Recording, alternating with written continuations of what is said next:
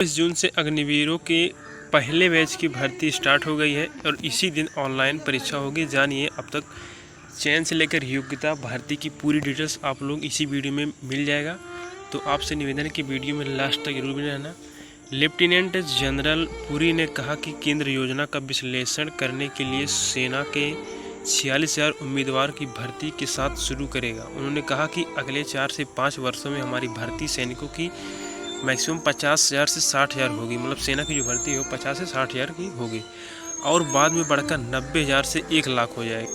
नई दिल्ली अग्निपथ योजना जो है अग्निपथ रिक्वायरमेंट स्कीम के विरोध में सेना के अग्निवीरों की भर्ती प्रक्रिया शुरू कर दी है और सेना के शीर्ष अधिकारियों ने रविवार को प्रेस कॉन्फ्रेंस किया। इसे बताया गया कि अग्निपथ के पहले बैच के लिए 24 जून से रजिस्ट्रेशन प्रक्रिया शुरू करेगी। एक महीने बाद 24 जुलाई से ऑनलाइन एग्ज़ाम प्रारंभ हो जाएगा और नौसेना भी 25 जून से भर्ती प्रक्रिया के लिए विज्ञापन सूचना प्रसारण मंत्रालय को भेजेगा।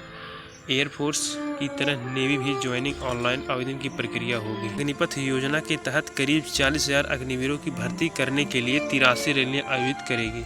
अग्निवीरों के दूसरे बैच को अगले साल फरवरी तक सेना में शामिल किया जाएगा। करीब 25,000 अग्निवीरों का पहला बैच दिसंबर में सेना में शामिल होगा।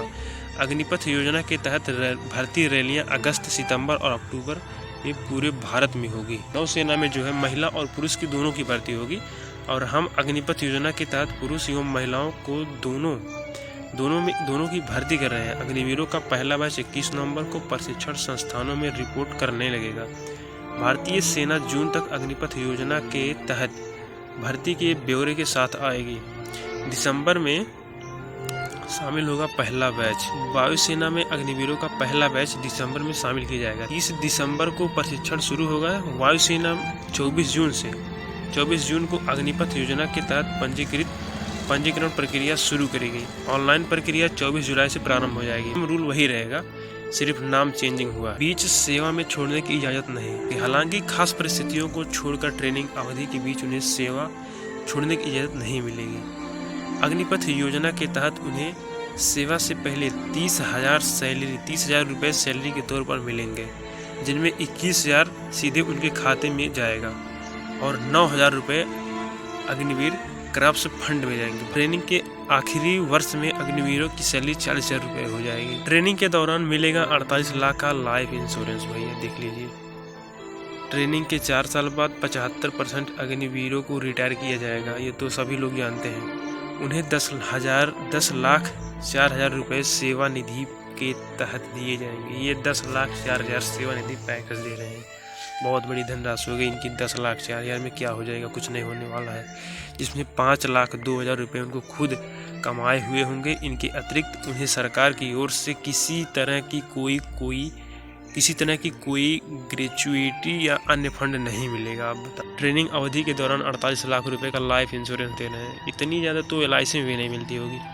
प्रेस कॉन्फ्रेंस के एयर मार्शल SK झा ने कहा पहले बैच का 30 दिसंबर तक प्रशिक्षण शुरू होगा। नौसेना वाइस एडमिरल दिनेश त्रिपाठी ने कहा कि इस साल नवंबर में 21 नवंबर से पहला नौसैनिक अग्निवीर प्रशिक्षण प्रतिष्ठान INS चिल्का ओडिशा में पहुंचना शुरू कर देगा। इसके लिए महिला पुरुष दोनों अग्निवीरों की अनुमति है।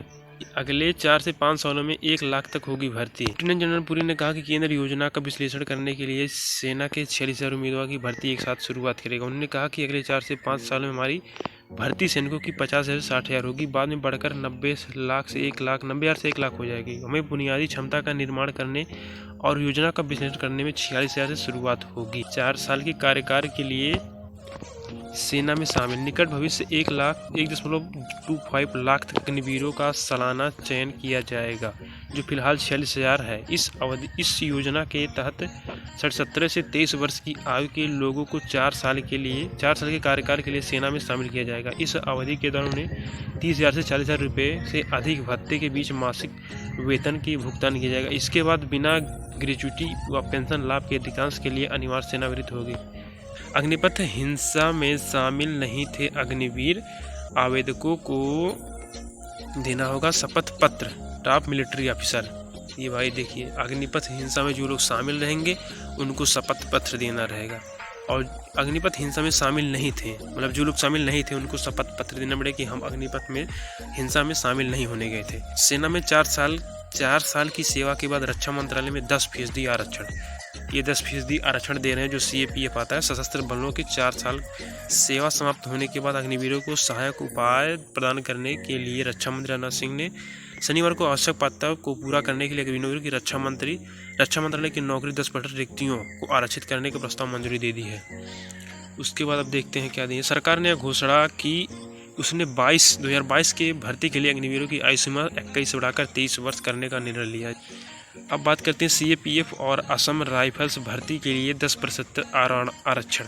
केंद्रीय गृह मंत्रालय ने अग्निवीरों के लिए केंद्रीय सशस्त्र पुलिस बलों CAPF होता है ना, असम राइफल भर्ती के लिए 10% रिक्तियों को आरक्षित करने का निर्णय लिया है। ये तो बहुत पहले से न्यूज आ रहा है, लेकिन देखिए अभी वैसे भी 9 लाख सैनिक जो एक सर्विसमैन वाले उनको नौकरी नहीं दिया गया है, तो इन लोग को क्या मिलेगा भाई। कहते हैं गृह मंत्रालय ने आगे घोषणा की कि वह CAPF और असम राइफल भर्ती के लिए निर्धारित ऊपरी आयु सीमा से अधिक 3 साल में छूट देगा।